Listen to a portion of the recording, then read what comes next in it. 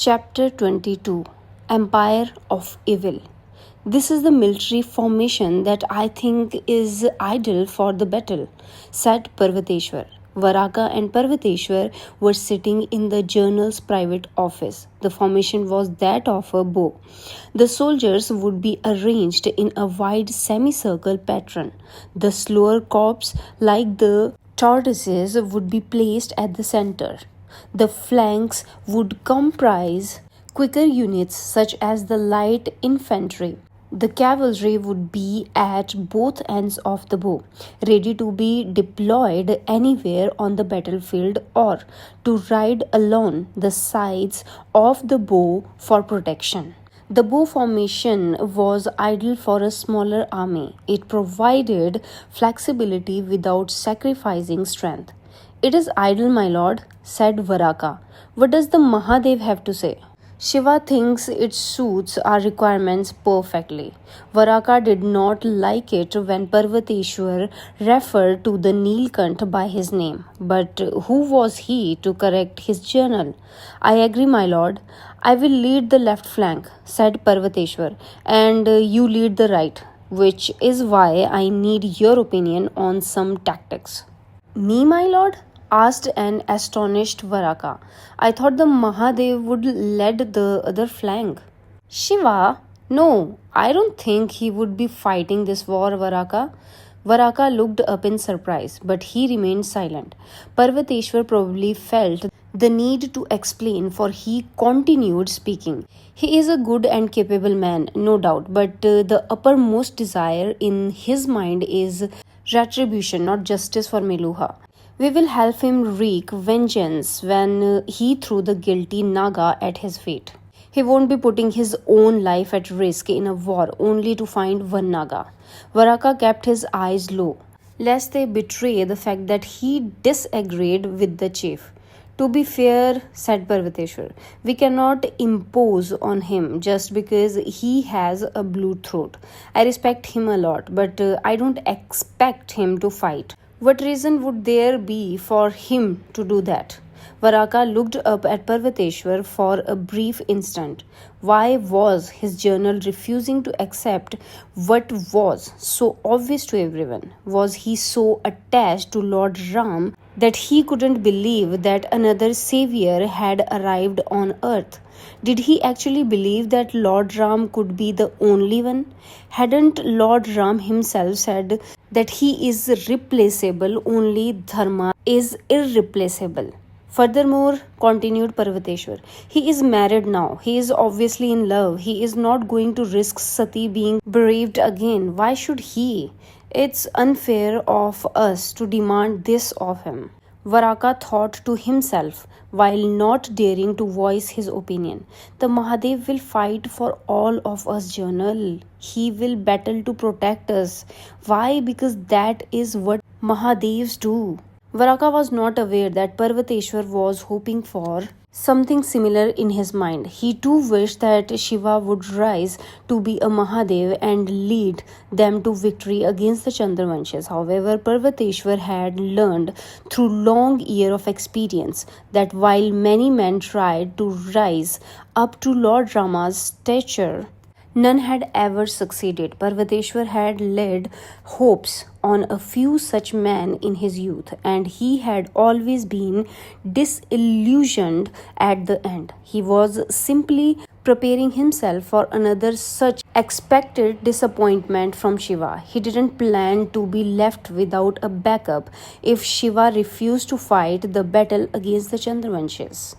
The war council sat silently as Daksha read the letter that had come from the Swadeep, from the court of Emperor Dilipa. Daksha's reaction upon reading the letter left no doubt as to the message is continued. He shut his eyes, his face contorted in rage, his fist clenched tight. He handed the letter over the Kanakala and sneered, Read it. Read it out loud so that the whole world may be sickened by the repugnance of the Chandravanshas. Kanakala frowned silently before taking the letter and reading it out loud. Emperor Daksha, Suryavanshi Lech, protector of Meluha, Please accept my deep condolences for the dastardly attack on Mount Mandar. Such a senseless assault on peaceful Brahmins could not but he condemned in the strongest of terms. We are shocked that any denizen of India would stood to such levels. It is therefore with surprise and sadness that I read your letter. I assure you that neither me nor anyone in my command has anything to do with this devious attack. Hence, I have to inform you with regret that there is nobody I can hand over to you. I hope that you understand the sincerity of this letter and will not make a hasty decision which may have regrettable consequences for you. I assure you of my Emperor's full support in the investigation of this outrage. Please do inform us as to how we can be of assistance to you in bringing the criminals to justice. Kanakala took a deep breath to compose herself. The anger over the typically Chandravanshi like double talk was washing all over her, making her regret her earlier stand.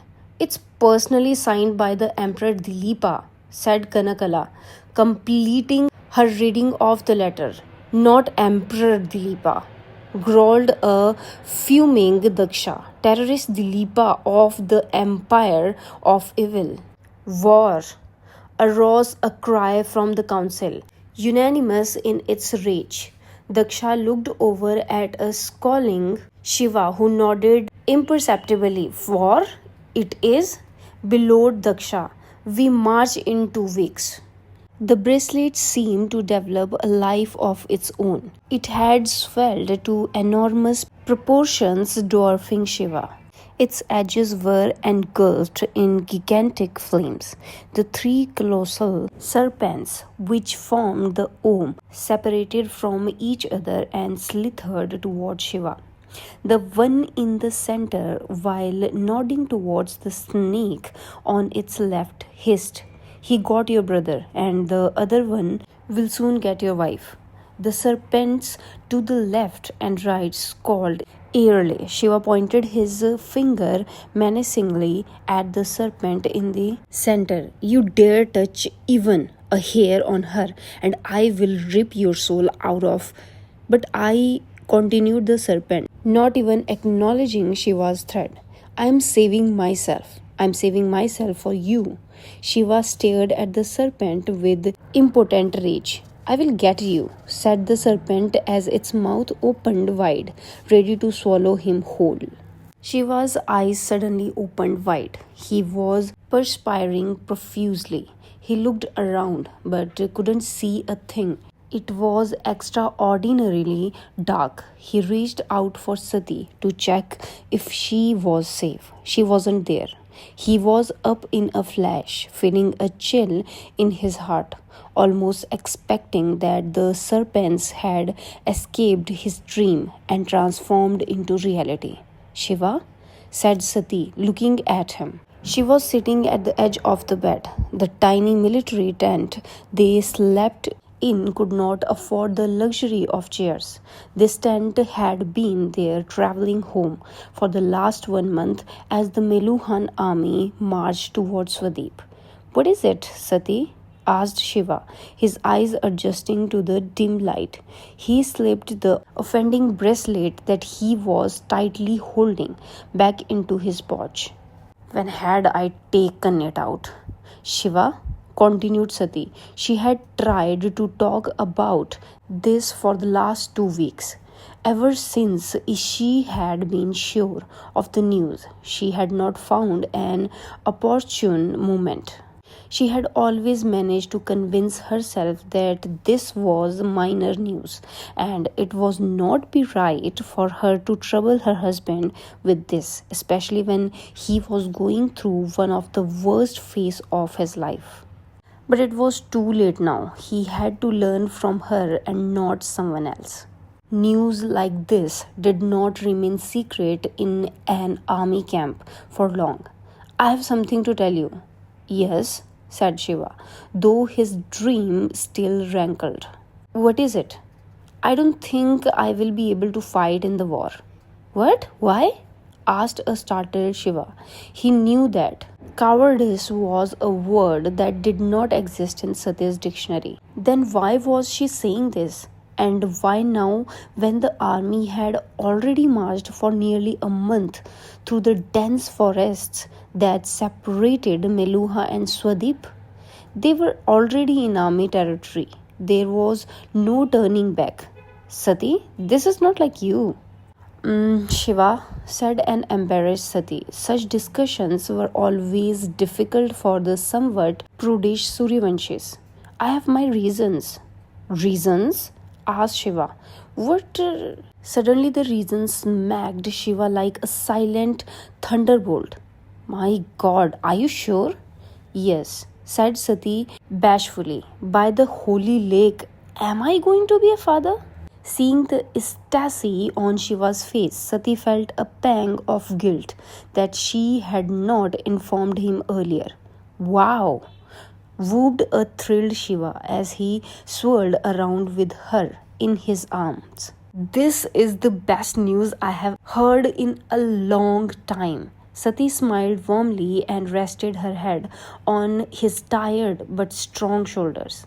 We will name our daughter after the one who has been the greatest confront to you in the last 2 months, while I have been of no help, said Shiva. We will name her Kritika. Sati looked up in surprise. She didn't believe that it was possible to love him even more, but it was, she smiled. It could be a son. Nah, grinned Shiva. It will be a daughter and I will spoil her to high heavens. Sati laughed heartily. Shiva joined in. His first spirited laugh in over 2 months. He embraced Sati, feeling the negative energy dissipate from his being. I love you, Sati. I love you too, she whispered. Shiva raised the curtain to come out of the tent that Sati was ensconced in. Kritika and Ayurvati were with her. A retinue of nurses attended to her every need. Shiva had been obsessive about the health of his unborn child, questioning Ayurvati incessantly about every aspect of Sati's well-being. The Suryavanshis had moved valiantly for nearly 3 months. The path had been more challenging than expected. The forest had reclaimed its original habitat with alarming ferocity. The army was attacked by wild animals and disease at every turn. They had lost 2,000 men and not one to the army. After weeks of hacking and marching, the Scots had finally managed to lead the Suryavanshi army to the Chandravanshis. The Chandravanshis were camped on a sweeping plain called Dharmaket. Their choice was clever. It was an expensive field that had enough room to allow the Chandravanshis to maneuver their million-strong army. The full weight of their numerical superiority would come into play. The Chandravanshi army had tried to wait out the Chandravanshis to test if they would lose patience and attack in a less advantageous area. But the Chandravanshis had held firm. Finally, the Suryavanshis moved camp to an easily defendable valley close to Dharmakhet. Shiva looked up at the clear sky. A lone eagle flew overhead, circling the royal camp, while 5 pigeons flew lower, unafraid of the eagle. A strange sign. His Gana shaman would have probably said that it's a bad time for petal, as the pigeons clearly have a hidden advantage. Don't think about it. It is all nonsense in any case. Breathing in the fresh morning air deeply, he turned right towards Emperor Daksha's tent. Nandi was walking towards him.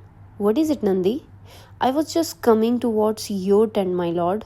The emperor requests your presence. There's been a troubling development. Shiva and Nandi hurried towards Daksha's tastefully appointed royal tent. They entered to find Daksha and Parvateshwar engrossed in a discussion. Varaka Maya Shrenik and Dripaku sat at a distance. Dripaku was a little further away from the rest. This is a disaster, groaned Daksha. Your Highness? Asked Shiva. My lord, I'm glad you're here. We face complete disaster. Let's not use word like that, Your Highness, said Shiva. Turning towards Parvateshwar, he asked, so your suspicions were correct? Yes, said Parvateshwar. The Scots just returned a few minutes back. There was a reason why the Chandravanshis were refusing to mobilize. They have dispatched 100,000 soldiers in a great arc around our position. They will enter our valley by tomorrow morning. We will be sandwiched between their main force ahead of us and another 100,000 behind us.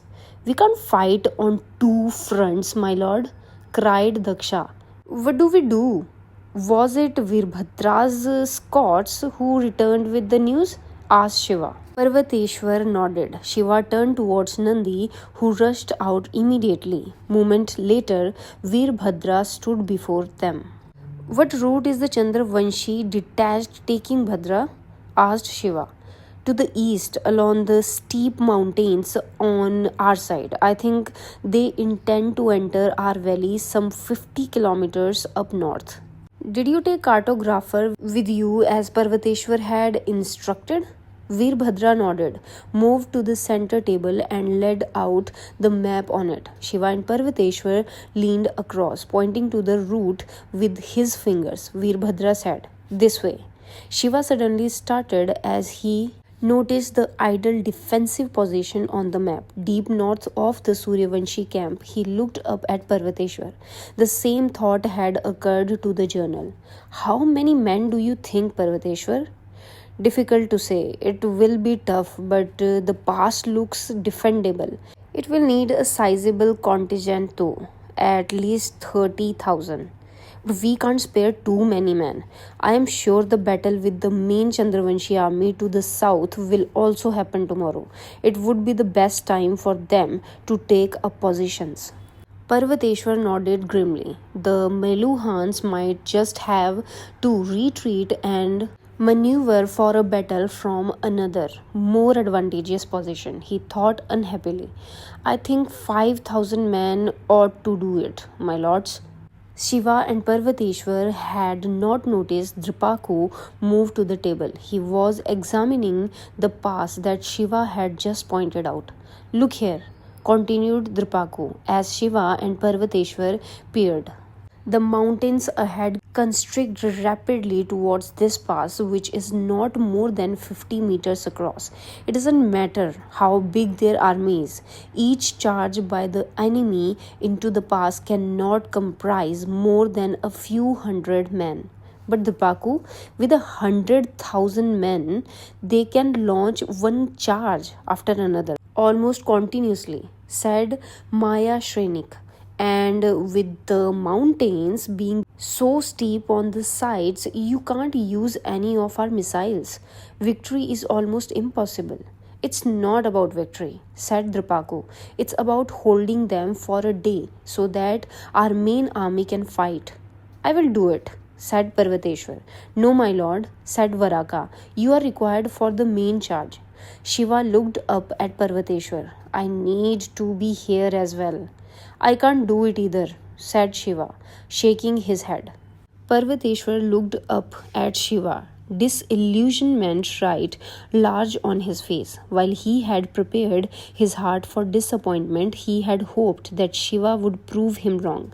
But it appeared clear to Parvateshwar that Shiva too would be simply watching the battle from the viewing platform being constructed for Daksha. Give me the honor, my lord, said Dripaku.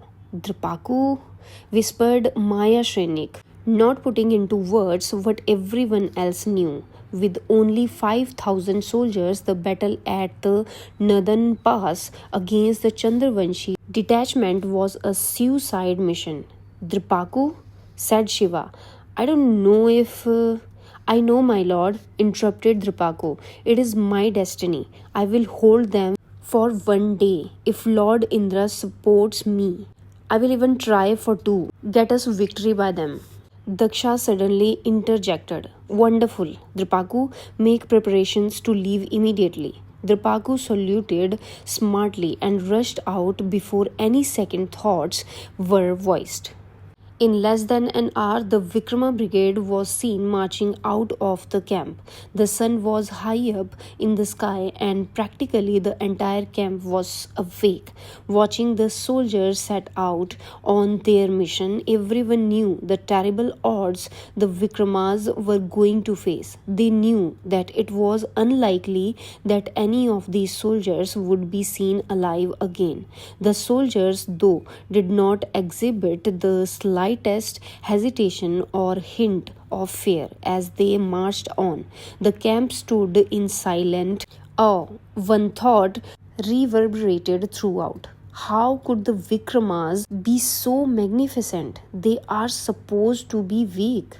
Dripaku was at the lead, his handsome face smeared with war paint. On top of his armor, he wore a saffron angavastram, the color of the Paramatma, the color worn for the final journey. He didn't expect to return. He stopped suddenly as Vidyunmali darted in front of him. Dripaku frowned. Before he could react, Vidyunmali had drawn his knife. Dripaku reached for his side arm, but Vidyunmali was quicker. He sliced his own thumb across the blade and brought it up to Dripaku's forehead. In the tradition of the great brother warriors of yore, Vidyunmali smeared his blood across Dripaku's brow, signifying that his blood will protect him. You are a better man than I am, Dripaku, whispered Vidyunmali. Dripaku stood silent, astonished by Vidyunmali's uncharacteristic behavior. Raising his bald fist high, Vidyunmali roared, "Give them hell, Vikrama! Give them hell, Vikrama!" bellowed the Suryavanshis, repeating it again and again. Dripaku and his soldiers looked around the camp, observing the respect that they had been denied for so long, way too long. "Give them hell, Vikrama." Dripaku nodded, turned and marched on before his emotions spoiled the moment. His soldiers followed. "Give them hell, Vikrama." It was an uncharacteristically warm morning for that time of the year. The Chandravanshi detachment had been surprised to find Meluhan soldiers at the northern pass the previous night. They had immediately attacked. The Vikrama had valiantly held the pass through the night, buying precious time for the main Suryavanshi army.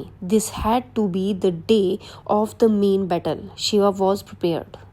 Sati stood resplendent as she looped the Aarti Thali in small circles around Shiva's face. She stopped after 7 turns, took some vermilion on her thumb and smeared it up Shiva's forehead in a long tilak. "Come back victorious, or don't come back at all." Shiva raised one eyebrow and grimaced. "What kind of a send-off is that?" "What?" "No, it's just stammered Sati. I know, smiled Shiva as he embraced Sati. "It's the traditional Suryavanshi send-off before a war, right?"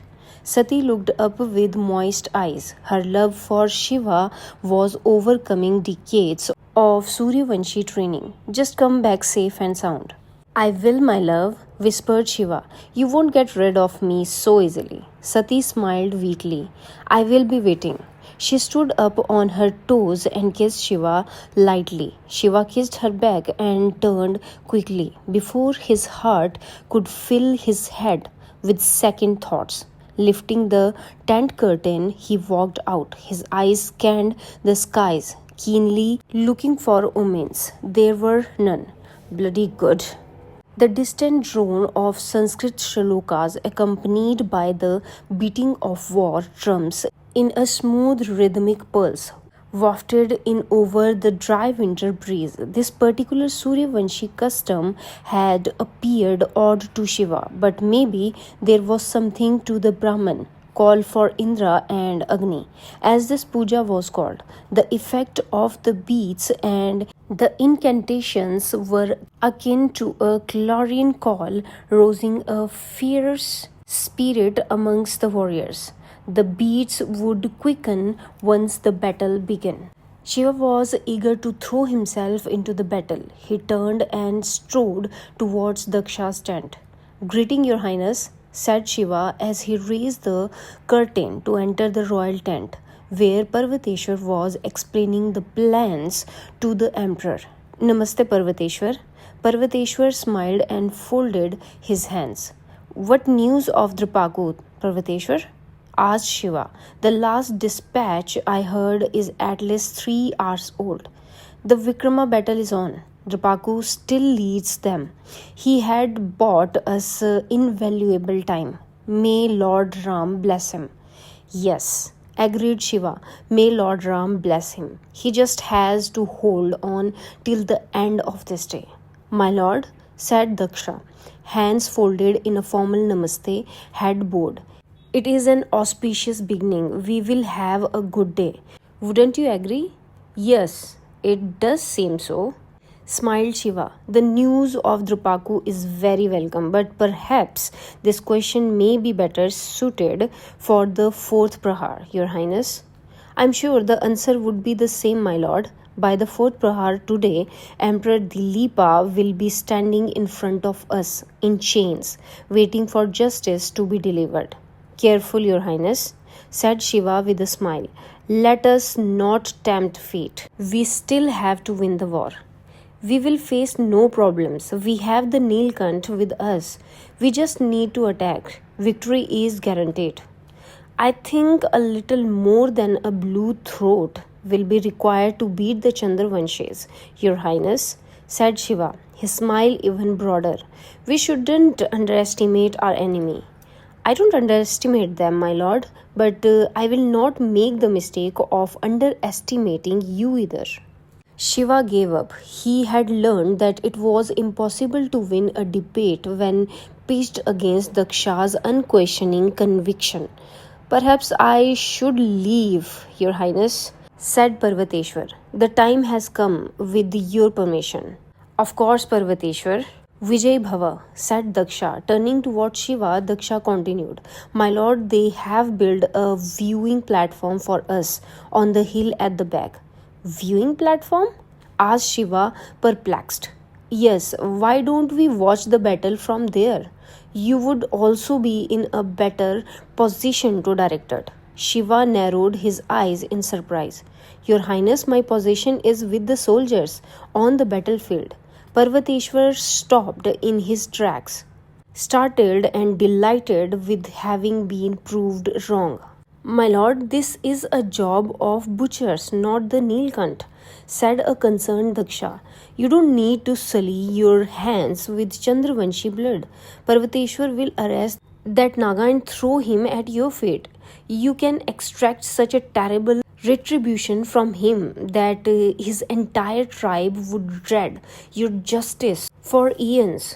"This is not about my revenge, Your Highness. It is about the vengeance of Meluha. It would be pity of me to think that an entire war is being fought just for me. This is a war between good and evil, a battle in which one has to choose a side and fight. There are no bystanders in a Dharamyudh. It is a holy war." Parvateshwar watched Shiva intently, his eyes blazing with admiration. These were Lord Ram's words. "There are no bystanders in a Dharamyudh." "My lord, we can't afford to risk your life," pleaded Daksha. "You are too important. I am sure that we can win this war without taking that gamble. Your presence has inspired us. There are many who are willing to shed their blood for you. If they are willing to shed their blood for me, then I must be willing to shed my blood for them." Parvateshwar's heart was swamped by the greatest joy an accomplished Suryavanshi could feel, the joy of finally finding a man worth following, the joy of finding a man worth being inspired by. The joy of finding a man deserving of being spoken of in the same breath as Lord Ram himself. A worried Daksha came close to Shiva. He realized that if he had to stop the Nilkant from this foolhardiness, he would have to speak his mind. He whispered softly, "My lord, you are my daughter's husband. If something were to happen to you, she would be bereaved twice in one life. I can't let that happen to her." "Nothing will happen," whispered Shiva, "and Sati would die 1,000 deaths if her husband stayed away from a Dharam Yudh. She would lose respect for me. If she weren't pregnant, she would have been fighting alongside me, shoulder to shoulder. You know that." Daksha stared at Shiva, troubled and apprehensive. Shiva smiled warmly. "Nothing will happen, Your Highness. And what if it does? Then it should be remembered that it happened for a good cause. Sati would be proud of me." Daksha continued to stare at Shiva, his face a portrait of agonized distress. "Forgive me, Your Highness, but I must go," said Shiva with a formal namaste, turning to leave. Parvateshwar followed distracted, as if commanded by a higher force. As Shiva walked briskly out of the tent towards his horse, he heard Parvateshwar's booming voice. "My lord?"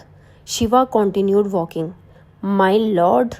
bellowed Parvateshwar again, more insistent. Shiva stopped abruptly. He turned, a surprised frown on his face. "I am sorry, Parvateshwar. I thought you were calling out to His Highness." "No, my lord," said Parvateshwar. "It was you I called." His frown deepened as Shiva asked, "What is the matter, brave journal?" Parvateshwar came to a halt in rigid military attention. He kept a polite distance from Shiva. He could not stand on the hallowed ground that cradled the Mahadev. As if in a daze, Parvateshwar slowly curled his fist and brought it up to his chest. And then, completing the formal Meluha salute, he bowed low, lower than he had ever bowed before a living man. As low as he bowed before Ram Lord's idol during his regular morning pujas. Shiva continued to stare at Parvateshwar, his face an odd mixture of surprise and embarrassment. Shiva's respect for Parvateshwar made him uncomfortable with such idolatry, rising but with his head still bent. Parvateshwar whispered, "I will be honored to shed my blood with you, my lord." Raising his head, he repeated, "Honored." Shiva smiled and touched Parvateshwar's arm. "Well, if our plans are good, my friend, hopefully we would have to shed too much of it."